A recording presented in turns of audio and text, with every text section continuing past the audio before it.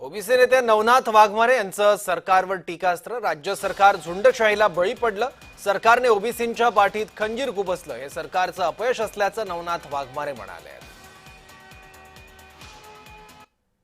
हे राज्य सरकारचा अपेस म्हणावं लागेल। कुठेतरी राज्य सरकार झुंडशाहीला बळी पडलंय आणि ओबीसीच्या पाठीत खंजीर खुपसलाय।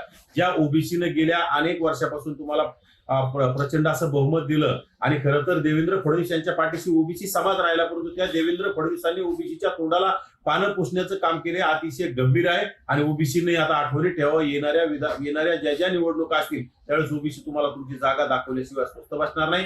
कारण ओबीसीला वाटत होतं, तुम्ही वारंवार सांगत होता की ओबीसीच्या आरक्षणाला आम्ही कुठलाही धक्का लागू देणार नाही, परंतु तुम्ही हैदराबाद गॅजेट लागू करता आणि सातारा गॅजेट सुद्धा काही दिवसात लागू करण्याचं तुम्ही मानस दाखवता। म्हणजे तुम्ही ओबीसीच्या पाठीत धक्का नाही, ओबीसीच्या पाठीत मोठा खंजीर खुपसला, ओबीसीची हत्या केली, ही आम्हाला आज म्हणावं लागेल।